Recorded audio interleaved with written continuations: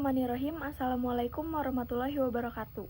Perkenalkan, nama saya Suciana Pratama dari Program Studi Matematika Fakultas Matematika dan Ilmu Pengetahuan Alam Universitas Islam Bandung. Di sini saya akan menjelaskan penelitian saya yang berjudul Penerapan Model Capital Asset Pricing Model dan Arbitrage Pricing Theory dalam menghitung return saham indeks IDX 30.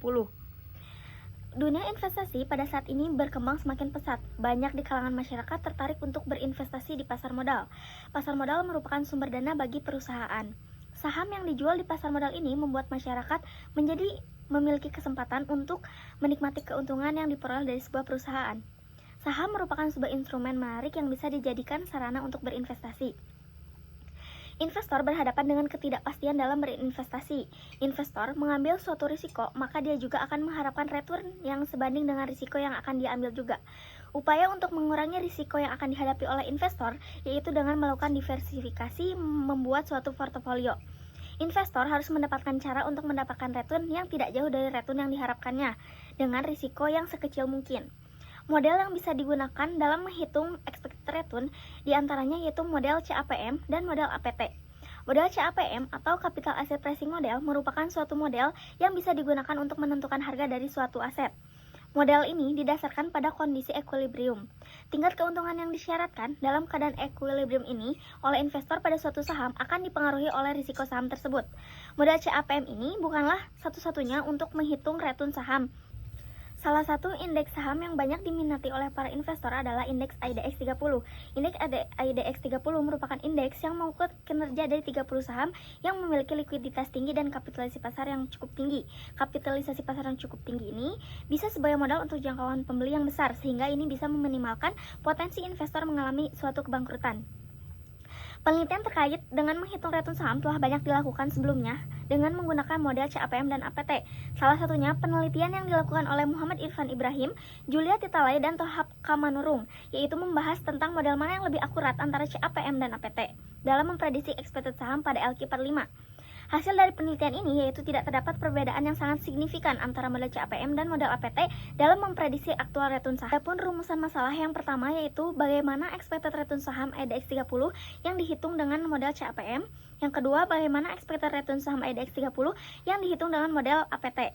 Dan yang ketiga, bagaimana rata-rata penyimpangan mean absolute deviation dari kedua model CAPM dan APT dalam menghitung return saham indeks IDX 30 periode Januari 2020 sampai dengan Desember 2021. Adapun tujuan penelitiannya yaitu yang pertama menentukan expected return saham IDX 30 yang dihitung dengan CAPM, yang kedua menentukan expected return saham IDX 30 yang dihitung dengan model APT, dan yang ketiga menentukan rata-rata penyimpangan MAD dari kedua model CAPM dan APT dalam menghitung return saham indeks IDX 30. Metodologi penelitiannya. Metode penelitian yang digunakan adalah metode kuantitatif. Data dalam penelitian ini merupakan data sekunder. Data sekunder itu yang secara tidak langsung diperoleh melalui media perantara. Penelitian ini menggunakan data berupa harga penutupan saham bulanan indeks IDX 30 bersumber dari finance.yahoo.com. Data bulanan inflasi, kurs rupiah terhadap dolar, dan suku bunga sertifikat Bank Indonesia bersumber dari www.bi.go.id. Populasi dari penelitian ini adalah seluruh saham yang tercatat dalam indeks IDX 30 selama periode 2020 sampai dengan 2021. Saham yang menjadi sampel dalam penelitian ini dipilih dengan menggunakan metode purposive sampling dari 30 saham dalam populasi penelitian, didapat 21 saham yang memenuhi kriteria penerapan expected return dengan capital asset pricing model. Adapun langkah-langkah dalam menghitung expected return dengan model CAPM yang pertama yaitu menghitung return saham menggunakan rumus sebagai berikut. Yang kedua, menghitung return pasar. Dan yang ketiga yaitu menghitung risk-free rate, dapat dihitung menggunakan rumus sebagai berikut. Yang keempat yaitu menghitung beta atau risiko sistematisnya, dapat dihitung menggunakan rumus sebagai berikut. Dan yang kelima yaitu menghitung expected return dengan CAPM, dapat dihitung menggunakan rumus sebagai berikut. Adapun hasil perhitungan expected return dengan model CAPM terdapat pada tabel sebagai berikut. Berdasarkan tabel, dapat dilihat bahwa nilai expected return tertinggi dimiliki oleh perusahaan ICBF, sedangkan nilai expected return terendah dimiliki oleh perusahaan UNTR.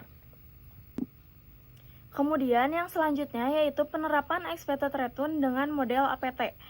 Adapun langkah-langkah dalam menghitung expected return dengan APT ini, yang pertama yaitu menghitung aktual return sahamnya dapat dihitung menggunakan rumus berikut. Yang kedua yaitu menghitung risk-free rate dapat dihitung menggunakan rumus sebagai berikut. Tiga yaitu menghitung perubahan masing-masing faktor variabel makroekonominya, yaitu dibagi menjadi tiga. Yang pertama perubahan tingkat inflasi, yang kedua perubahan tingkat suku bunga sertifikat Bank Indonesia, dan yang ketiga yaitu perubahan kurs valuta asing. Yang keempat yaitu menghitung beta atau risiko sistematisnya.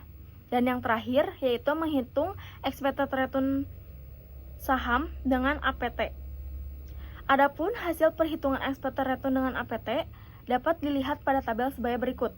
Berdasarkan tabel, dapat dilihat bahwa nilai expected return tertinggi dimiliki oleh perusahaan BBTN, sedangkan nilai expected return terendah dimiliki oleh perusahaan BBNI.